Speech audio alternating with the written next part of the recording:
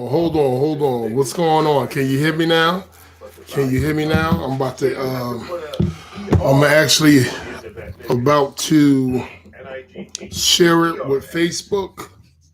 So let me put this in now. Hold on one second.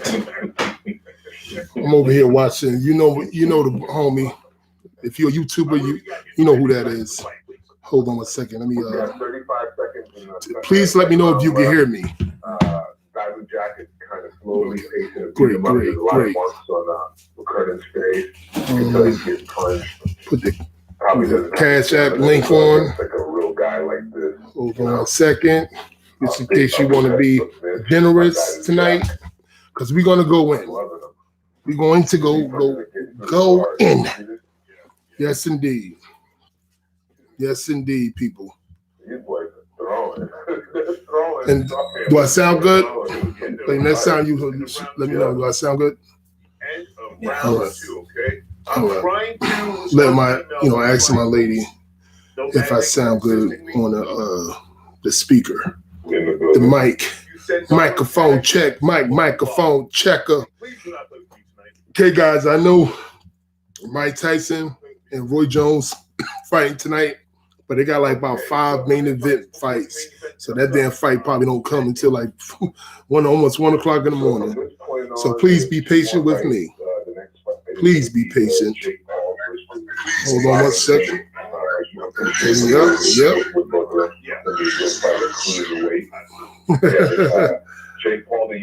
Let me see, make sure I lower the volume.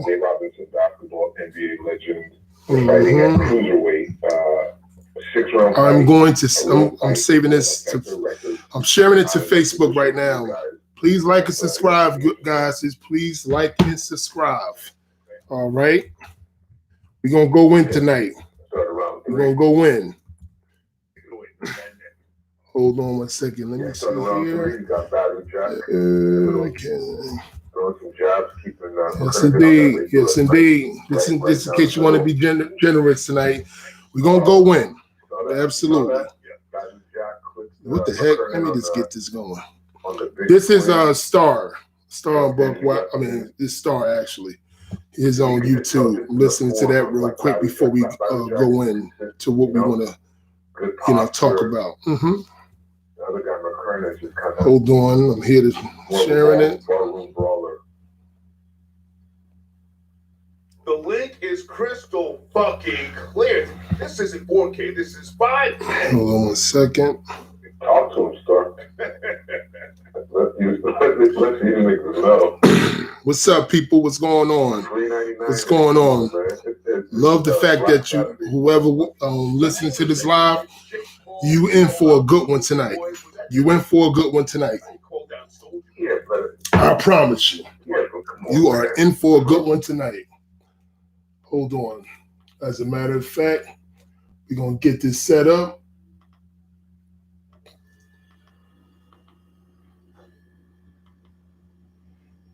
Right on. Hold on one second, guys. Morning, everybody. All right. Let me make sure I'm doing everything correctly.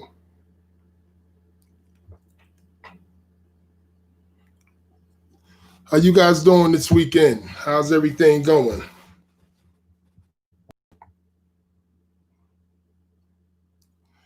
I'm letting all my, sharing it with people, tagging them, letting them know that I'm going to be on live because this is somewhat of an important video that I'm doing.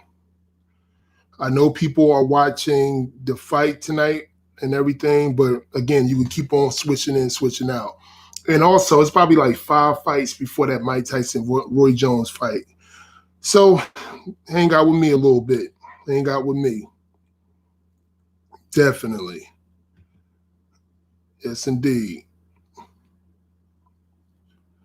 Where we at?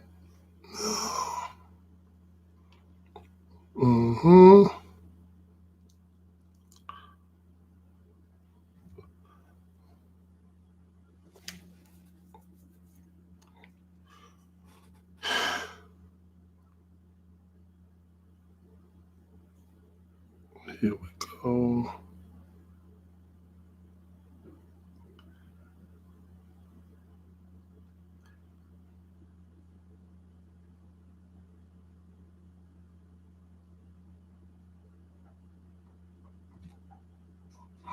right? Hopefully people get it. What's going on, people? What's going on? Come on in.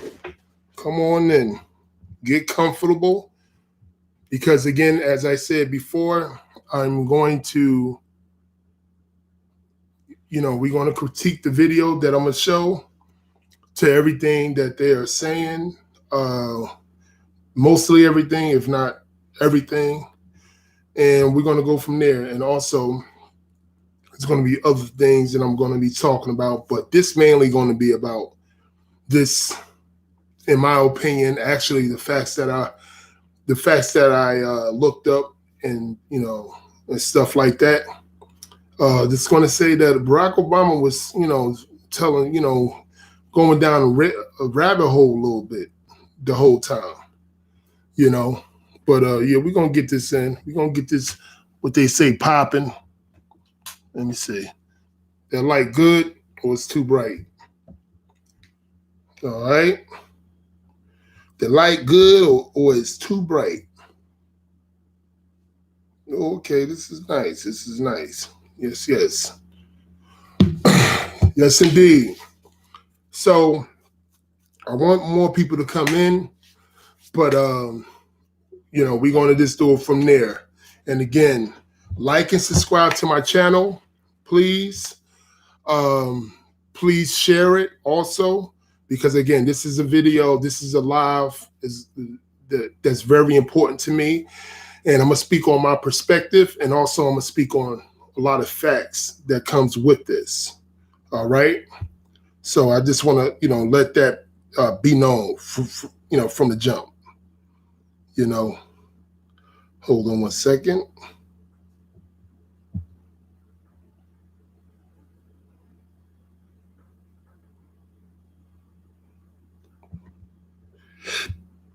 I knew I was looking for. Let me see. Hold on. Where Mark at? What's going on, Mark? If you out there, what's going on?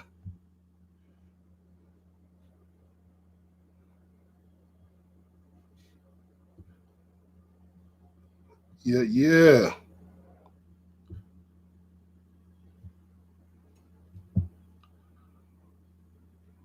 Let me see here.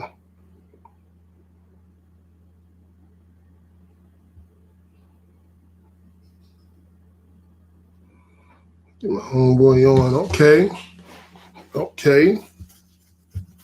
So again, we're going to go over this video that's going to, it's going to verify a lot of things that I believe for the last couple of years that make me, I voted, I'm going to be real with you. I voted for Barack Obama twice. The first time I voted for him, I voted for him because let's be real, the way our people are today, I was voting for, identities, identities, seeing somebody that's almost look like me, so to speak, and to see how close that we'll be to have some type of, half black man being a president, you know what I'm saying? And I wanted to see that. I just wanted to see that. I didn't care about policies at that time when I should have. I was a 28-year-old man at the time on his first term. Then the second time I voted for him because, again, I was, on that tirade of thinking that, everybody racist, everybody this, everybody, instead of, all the things that really don't matter today. Racism mattered big time because it wasn't just racism. Motherfuckers was putting you in the coffin for being black. You know what I'm saying? So with that being said, I was, voting as a lot of my people voting on, identity. I was voting on different silly topics that really didn't mean anything to me. No kind of real policies that we actually needed, especially myself. I was voting for on emotions in 2012. All right. So probably around 2013, 14, I started to see that the hypocrisy of what's his name, Barack Obama, of how he was handling the young black men that was getting killed in the streets while he was in office, and even including Eric Holder. And all I saw was excuses for what they wasn't helping. You know what I'm saying? As you will see in this video with him doing an interview with the Breakfast Club, aka Breakfast Slubs, you know, is what I call them. And you're gonna see from somewhat, I say, Charlemagne was trying to be. He was trying to go over top a little bit, you know, try to be a smart aleck, but trying to actually ask some real questions, you know. And you see the other two, you know, pandering for him, just like any super liberal media does for him. It's like he's their gatekeeper. He's the if Barack Obama say he don't like this person, especially in the super liberal far leftist community, and just in the Democrat super liberal community, if he say he don't like you, or his wife says she don't like you, it's you know, you're out, you're ousted, you know, you're blackballed, you know. So, you know, so I really wasn't surprised on how Angela Yee was, because I think she's a super liberal feminist, and I wasn't surprised how Beta Male DJ Envy handled things as well. No real questions, you know, at all, you know. But we gonna go at it. All right. Anyway, just like I said, please like and subscribe to my channel. Everyone, please like and subscribe to my channel, and please share this video. I want to get more people watching, and let's go from here.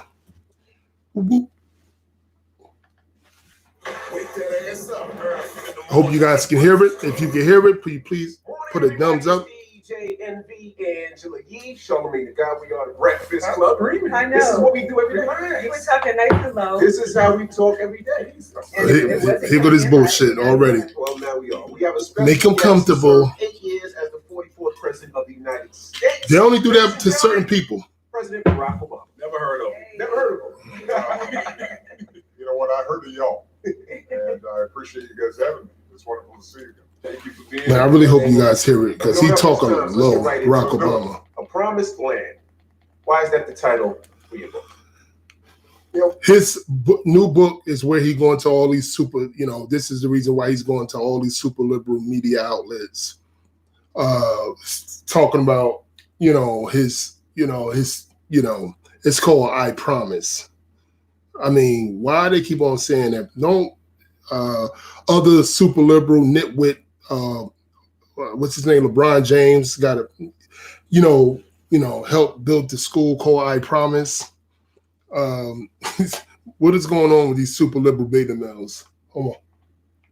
When I think about America, I think about both where we've been, where we might be. A promised land. That's what it's called. A promised land. The speech he gave shortly before he got shot.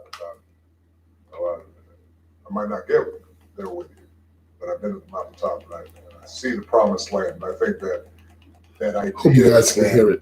We're not where we need to be, but we still act on the faith and the belief that we can get there. That's how I think about America. That's how I think about my own political journey. It's not one where it's ever going to be finished.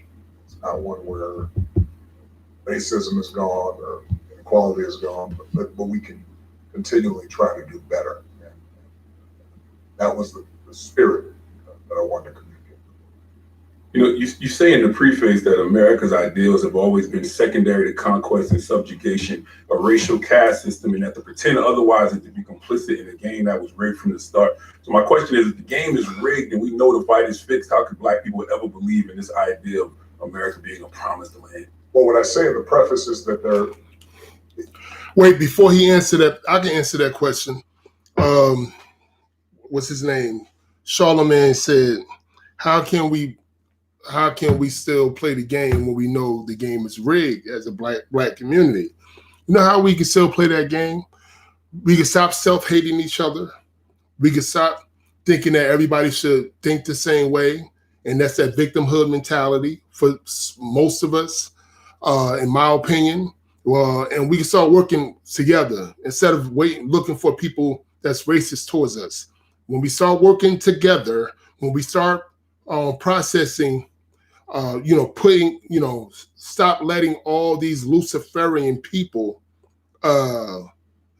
lead us to the rabbit hole, then we don't have to worry about rigged games that's going on in this country. But most black people, most black Americans, in my opinion, this black people in general, they want non-black people in their lives because they don't think they can do any better. You know what I'm saying? They don't think they can do any better. So this is why this won't never happen. This is why we always looking for who's racist and who's not. Instead of let me handle my business and let me build something with my own community, and then we can expand with other communities. No, we just want to run out of our community, build something with other people, and look at our people and, from the waistline, because we're saying to our people, I got nice non-black people that's helping me. This is why, this is going to always be somewhat of a rabbit hole. Because if it would have changed, it would have already changed. Especially now with so much information now. Okay, here we go. That's one argument. And that's how some people feel. And obviously there's evidence of that. Slavery, Jim Crow, Native Americans being driven from their lands. This man always on the other hand, talking about other also- people. He said specifically black American people, Charlemagne. He ain't saying nothing about Native Americans, other people, this and that, third. He said black American people. But with these so-called black people that's Democrats, whatever, they always have to have that globalist mindset. But and they're afraid to just mention black Americans, but they mention everybody else, like he just did, Native Americans in his mouth. They will mention LGBTQ. They will mention illegal immigrants. They will mention all these people. But of getting specific things, except for us. But we vote Democrat 85 to 90% of the time. Stories is abolition and civil rights movement and folks fighting for their freedom and generation passing on a legacy of struggle that results in something a little bit better. And I think that what I try to do. Please like and subscribe, people. Please like and subscribe. An honest picture about how there's a gap between the myth of America and the reality of America. We'll never completely close that gap. But if we put in the effort, if we stay focused, if we reach out, then we can get closer to the ideal. And, one of the lessons I try to teach in the book about politics is it's never going to be perfect. The fact is we live in a big country with a lot of different points of view. We've got hundreds of years of oppression and discrimination that have to be overcome. We've got, the natural human impulses that you see around the world: greed, power, folks trying to get over on others. But you also see kindness, courage, folks looking out for each other, and a lot of goodness along with the bad. And in politics, the job is not to think that you're ever going to eliminate all the bad. It's can you empower the good to make more kids get a better education, to make sure that some folks have better health care, to make sure that there's less discrimination and that the police are more accountable. And I want to let you guys know, this man never, when he was in office 8 years, when all those young black men was dying, while he had an actual attorney, a black attorney general, Eric Holder, they never held the police accountable. Never, ever, ever, ever. I want you to know that. You need to understand that. And with this thing, some people get this, some people get that. Who these people? Because black people are the cornerstone, the backbone of the Democratic Party, without a doubt. We ain't getting nothing. I mean, you're gonna hear some bootlegs say they're gonna talk about the crumbs that we was somewhat getting, but it ain't benefit us. It benefit other people of color. You do that and you stick with it. The distance that we've traveled, let's say just in my lifetime. Can you hear what he's saying? I'm sorry. I'm 59. I don't feel old. And in human history, 59 years is a blink of the eye. None of us would have been sitting here 59 years ago. You couldn't imagine. How you know? How you know? It was a lot of brothers and sisters, people of color doing work. Maybe not as much as what it is today, but how you know? You trying to tell us that you created this paradigm? You guys haven't. Please like and subscribe, people. Real quick, stop it. Please like and subscribe, people. And I hope you can hear him because he whispers. You know what I'm saying? We listening to Barack Obama, conversate with the Breakfast Club, aka Breakfast Slubs. You produce, and I couldn't imagine being a former president and having a best-selling book. That just wasn't in the cards, and that was just, in my lifetime. And so we can imagine if we keep working, that maybe our kids, certainly our grandkids, if we do it right, they're going to be that much more ahead of the game. Now, but one thing that we always have to remember is history doesn't just go forward, it can go backwards too. And if we're not vigilant, things can get worse. President Obama, I wanted to ask you something about... Guys, with Antifa, with Black Lives Matter, and the other radical far-left groups was doing these things, it did get worse. What is this man talking about? This is the uppity shit that I talk about. Because we treat this man like he the second coming of Jesus, that he never did shit for nobody, let alone black folks. What did this man do? What did anybody in his party do to say, hey, you guys, fucking up our whole country? For who? Some crackhead. You fucking up our whole country. What did this man actually do to be so entitled? You know what he did? He got a lot of gatekeepers to like the Breakfast Slubs. He has a lot of gatekeepers, all right? This is what he's delusional about everything that he says. Keep listening. Reverend Jeremiah Wright, from in your book, because you addressed it, Michelle Obama has addressed it. They talking about Reverend Jeremiah Wright. Y'all remember that guy? If you followed this whole 2008 thing when Barack Obama supposedly denounced him, and I think it was all a setup anyway with this denouncing and all this bullshit. They just knew he would look better while having some type of controversy, and the Reverend was very controversial. They wanted to get sympathy from people. Hold on. Jeremiah Wright Reed would still be. Please like, subscribe, people. Please watch this. Yo, we gonna hold on a second. Please watch this live.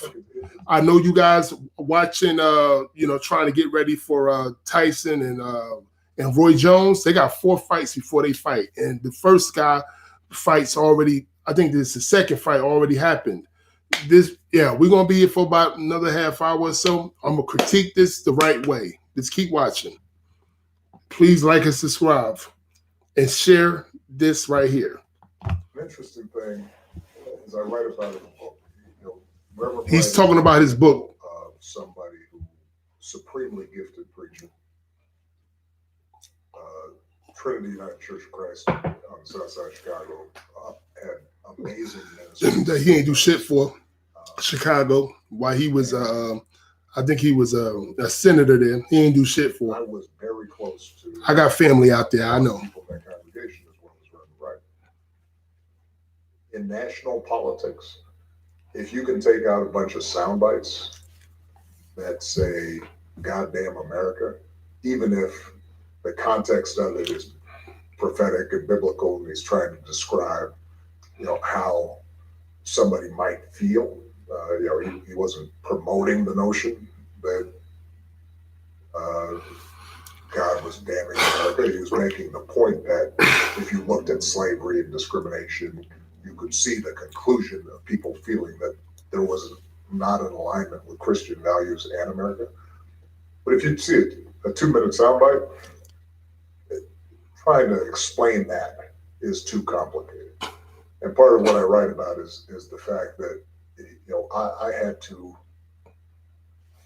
in my campaign, I had to constantly manage the fact that the truths that Black folks experience on a day-to-day basis are not going to be the same as the truths that the country as a whole experience. But if you want to operate at the highest levels of politics, you have to be able to communicate.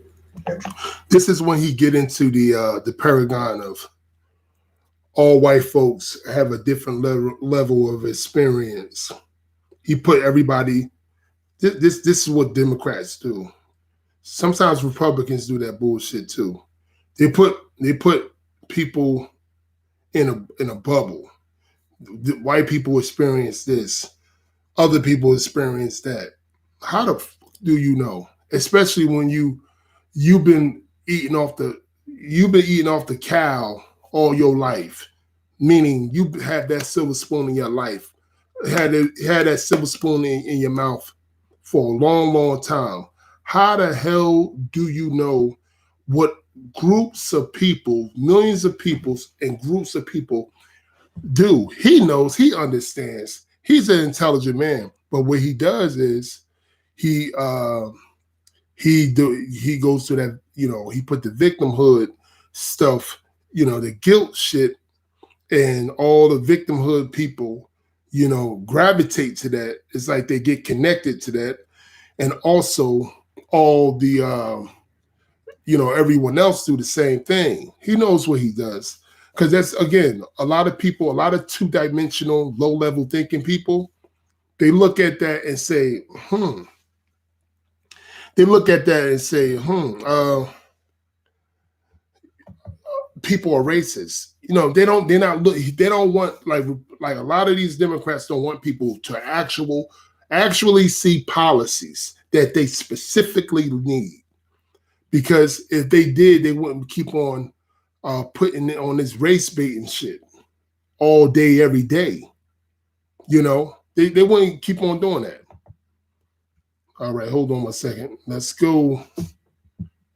Translate for the country as a whole. And there were times where I was surprised by the reaction of folks generally, white voters, to certain things that to me, it seemed like it was something they should be surprised or upset about. And I suspect attitudes would probably be a little bit different now. And to give one example that I use in the book, when Professor Skip Gates gets arrested in his own house, I write about the fact that in a press conference, I'm asked about it, and I said, well, you know, I think Another the police uppity probably Negro. acted stupidly in arresting, you know, a 60-year-old professor who's got a lame leg in his own house after he's shown them IDs. Even if he cussed out the police, all they have to do is just leave. And Barack, what did you do? You did nothing. You did nothing, just like you did nothing for several other situations. But you made sure you went to Syria. You made sure you was a warmonger. Right.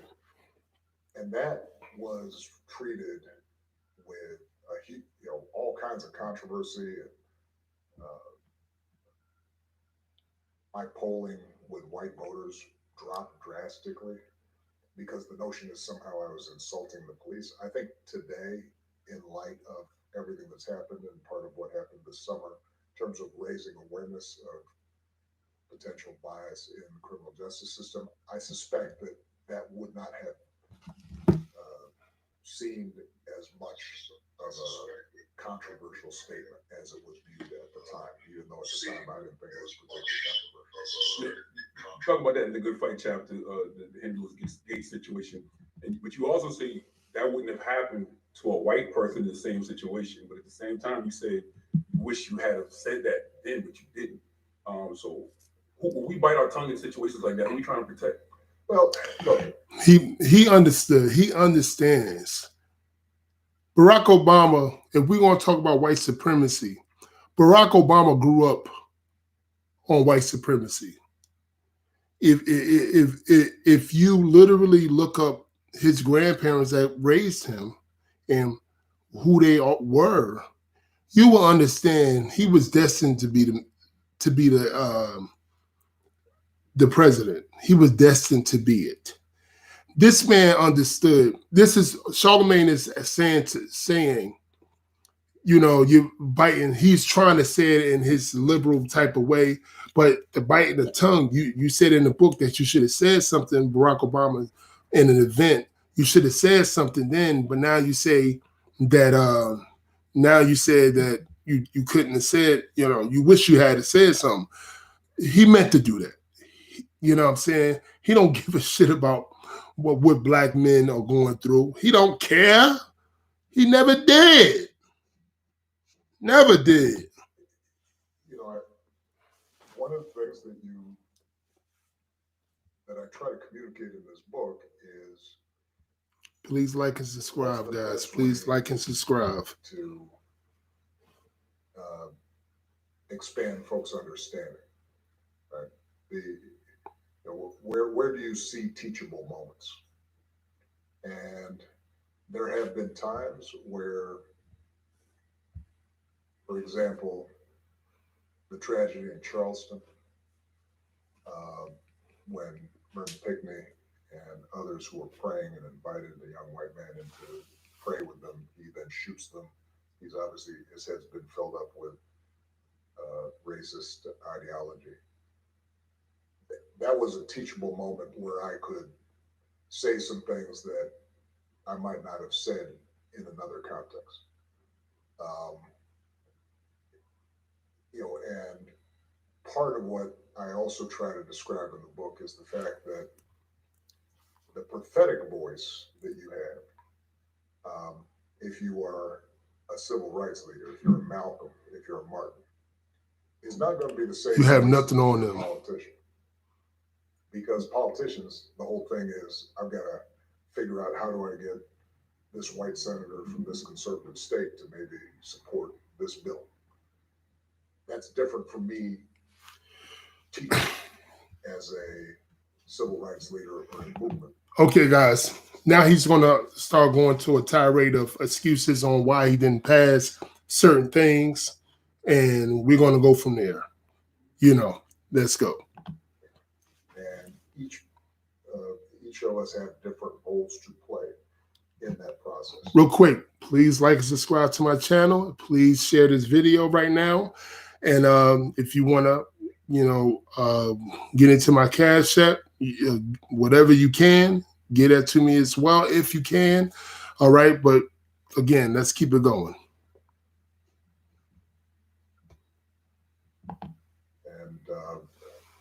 I think that, as one of my, I think, staff people I write about in the book when I'm running, he says, white folks, they notice you don't look like the other 42 folks that have been president. They're noticing this is already a radical break for them. And, in the same way that Jackie Robinson, White folks still voted for him big time. White folks still voted for him big time. Again, if he was speaking with white liberals, he'd be saying something different. What Democrats do so well for two-dimensional thinking people is that they know how their audience, they know how to operate their brains by telling them some silly shit. You know what I'm saying? Again, a whole lot of white people voted for him. So what he's trying to explain how he had to get white, the acceptance of white folks being as though they voted for him big time, you know what I'm saying, during his 2 terms. Let's get that straight. Let's go. times where if he hadn't been the first, he would have whooped on somebody who's coming in sliding with spikes at him, or otherwise trying to injure him. But he recognized, all right, there's some things that right now I'm going to be more diplomatic about, that maybe the next African-American president will not have to be. I think those are the kinds of things that you're constantly having to measure. So many excuses. And make. I hope you guys can hear them. One thing I love about the book, President Obama, is talk about your relationship with. Real quick, DJ Envy is about to go into his simpleton beta male tirade that he always go into. Listen to this very carefully. I hope you guys can really hear him and everything, because they were talking really low for some reason. I don't know. Not to wake up the Luciferian, their master. I don't know. But anyway, watch this beta male DJ Envy ask beta male questions as he usually do. Your wife. And you talk about how your wife is the boss and you're scared of her. You also talk about. You heard him? You talk about your wife and she, as she's the boss and you're scared of her, right? You scared of her, right? You scared of her? Yes, say it, because I'm scared of mine. Every decision has to be approved by your wife. Every decision has to be approved by your wife. Oh, my God. And there's many men like DJ Envy. It's many men in this society exactly like him. Many. They either like this or they got to put their hands on a woman because they're still like that.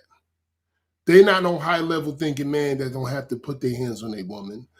They just demand order by, okay, I told you something. You don't listen? Okay, all right. That's how you demand it. You go east and make sure she go west. But here go the super liberal beta male energy.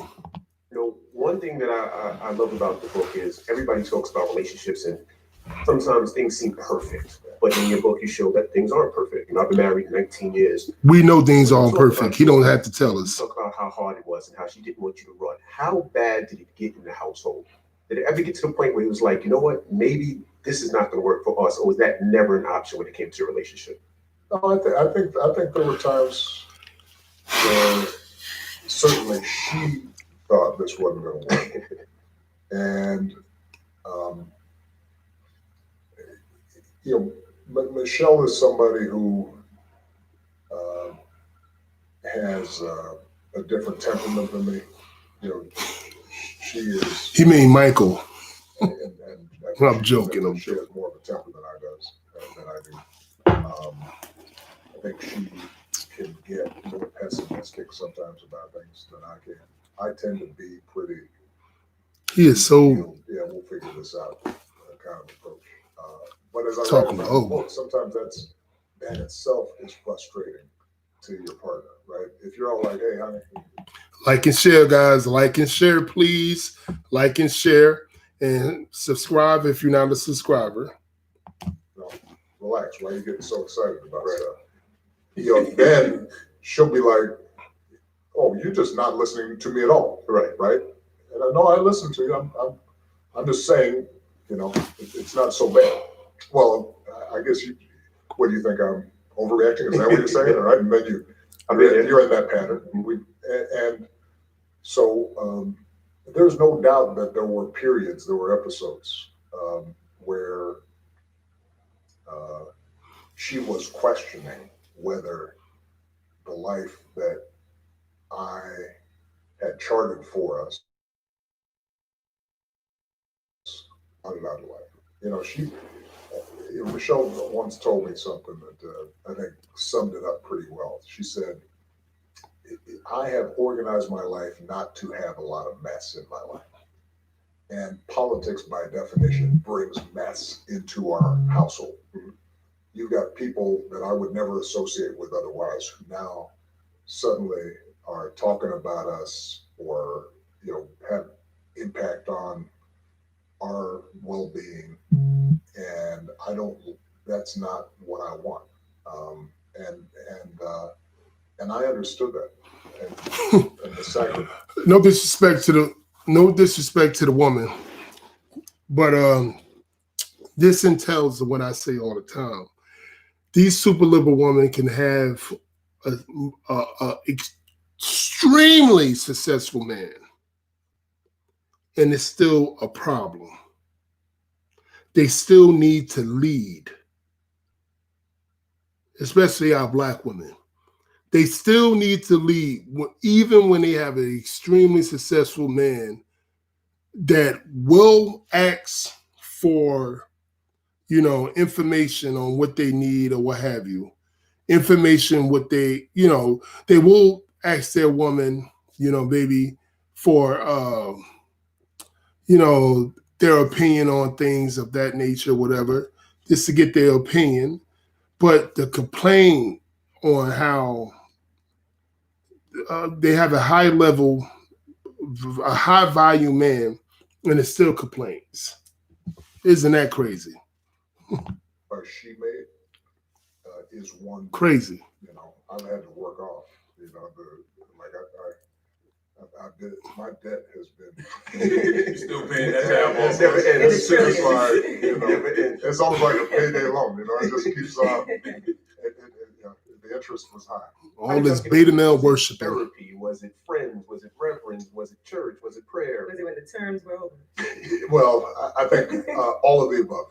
Michelle writes about the fact that we went to counseling pre-presidency, and that was when the kids were small.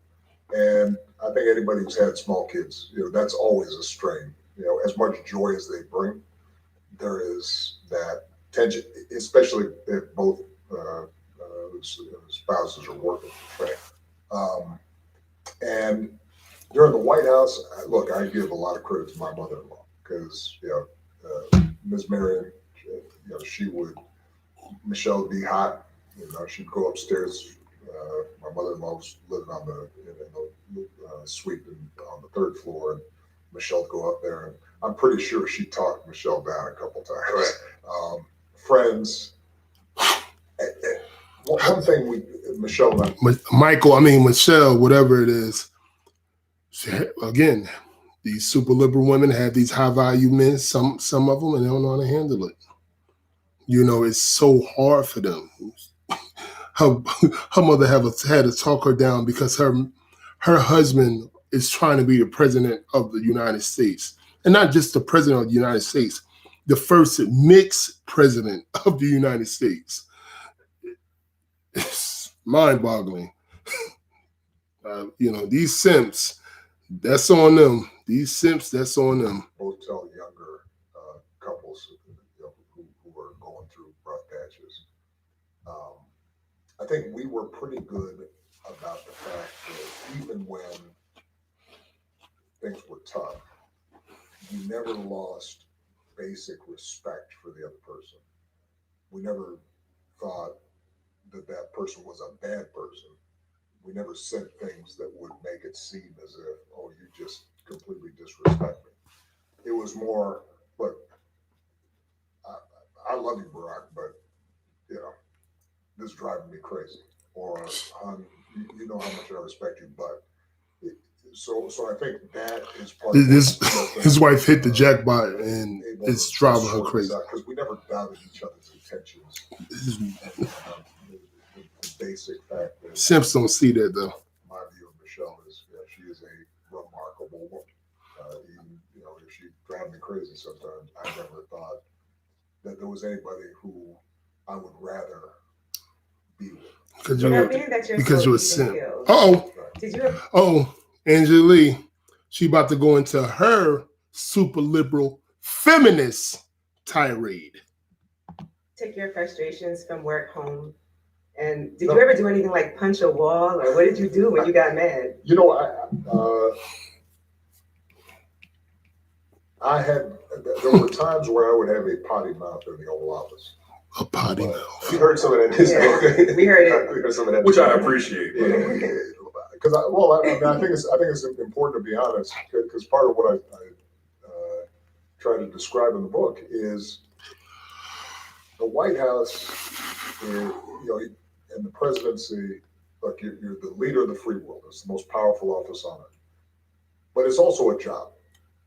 And the West Wing is also an office. And you're going to have some of the same frustrations and mistakes and doubts and mishaps as in any office, in any job, which also means sometimes you're going to cuss a little bit because stuff's frustrating. Working out was important. We get those workouts in. Sometimes, a dear friend of ours who was also a trainer, Cordell McClellan, we would get the boxing gloves out, and it didn't seem too fun. There's a lot of older people in the White House. Like, you can't just say, let's play a pickup game. Those guys are. Let me fast forward. There's a lot of bullshit going on. Game with Reggie Love, right? Okay, who cares? Okay, let me see. Is it talking about something? I already seen the whole video. I'm critiquing it, just like I said. And guys, please like and subscribe to the channel. Share it, and because again, I'm going to be critiquing the whole video. Certain parts, just like this part specifically, is stupid. So I'm fast forwarding it. We're going to be ups and downs at any given time, but that if you kept your eye on the ball, that sooner or later you could prevail. In the Yes We Can chapter, you discuss how you were frustrated with the constant need to soften for white folks' benefit the blunt truths about race in this country. You still feel the need to do that after the last 4 years we witnessed? Well, I think we're all last 4 years we witnessed. This is the super liberal mindset that Charlemagne just said. Just like he said, he just said, let me let you hear this. Hold on a second. Okay, here we go. In the Yes We Can chapter, you discuss how you were frustrated with the constant need to soften for white folks' benefit the blunt truths about race in this country. You still feel the need to do that after the last 4 years we witnessed? The last 4 years we witnessed. What was the last 8 years we witnessed with Obama? This is what I mean. It's a lot of gatekeepers. It's a lot of handlers, that don't see reality, and it's shameful because these are grown people that's supposed to be intelligent. What did O'Brien? What was the difference? What are you saying? You're talking about the George Floyd? Well, I give you George Floyd for Trayvon Martin. You talking about Brenda Teller? Well, I give you Brenda Teller for what's the woman name? Ah, man, y'all know the woman from Texas that I don't know that died in jail. Blaine's something. I just don't get it. And again, Barack Obama had he had district attorney, a black district attorney. His name was Eric Holder. They did nothing. They did nothing. If we want to talk about this so-called social justice that you said the last 4 years that we had, man, oh man. We're all a little open and aware. And one of the things that I was... Barack Obama have a lot of handlers in the black community. A lot of brainwashed handlers. I was one of those people. Then I freaking woke up one day and said, wait, this motherfucker ain't doing nothing. When all them brothers was getting murdered, and then all of a sudden he signed the Blue Lives Matter Act, and all of a sudden he telling black men, this is what you need to do. Inspired by, in the wake of Trent, was the response after George Floyd murder. What was his response after the Trayvon Martin murder? I look like Trayvon Martin. Huh? Okay. What that mean? What you gonna do?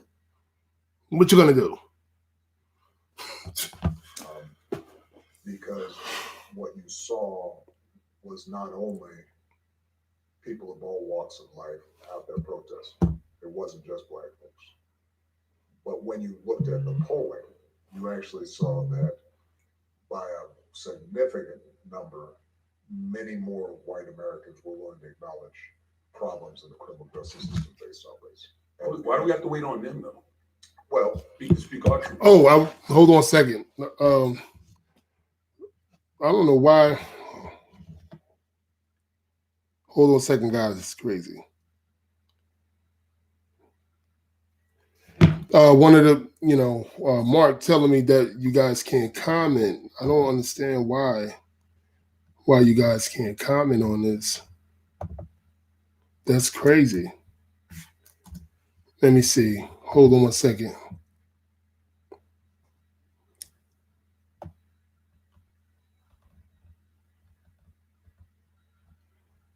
Public.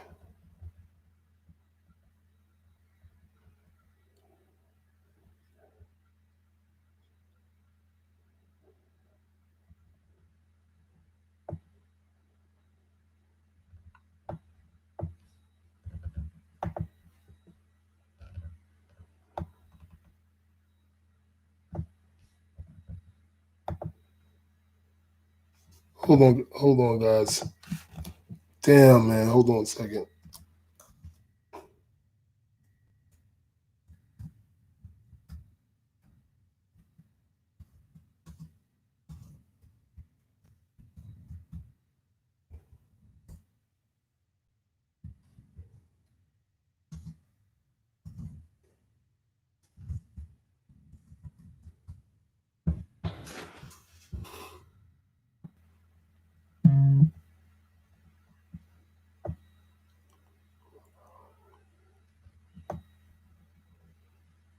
Comments and ratings. Hold potential inappropriate. Hold all comments. Disavow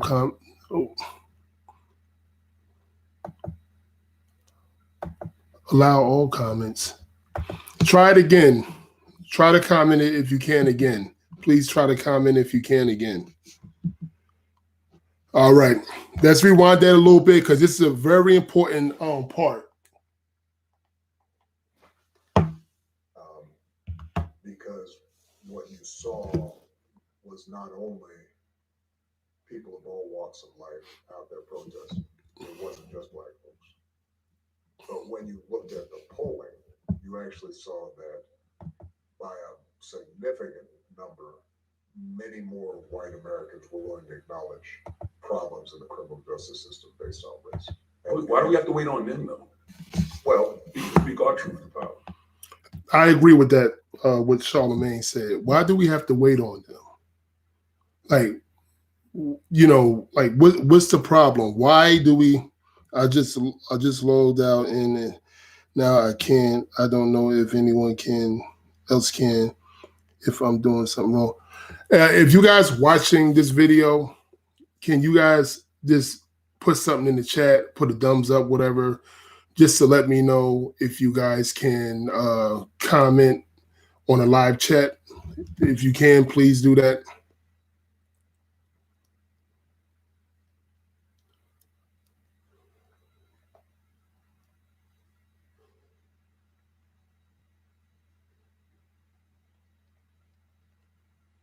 Again, if you could comment, please comment. If you can't, I should know, but you should be able to comment on this. I don't know what's going on. Participants. There's participants here. I'm the participant. Yep. Just pop out chat. What the hell is a pop out chat?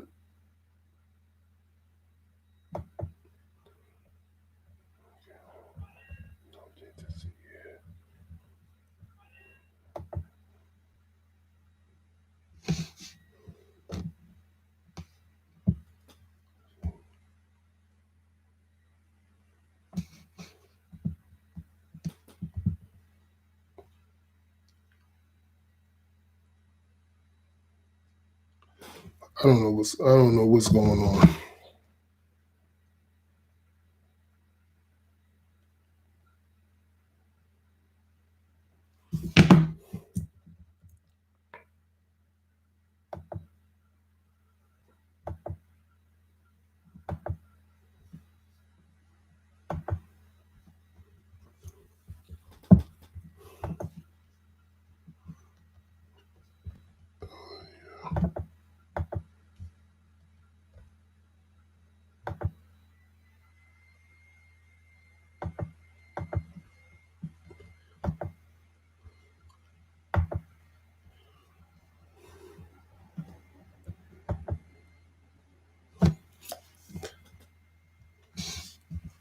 It's crazy.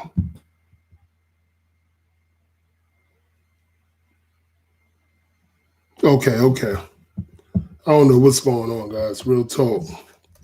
Let me see something.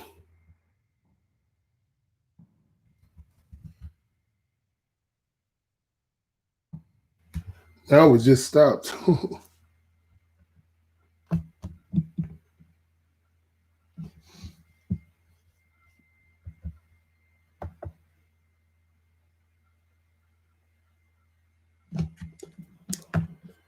Oh boy.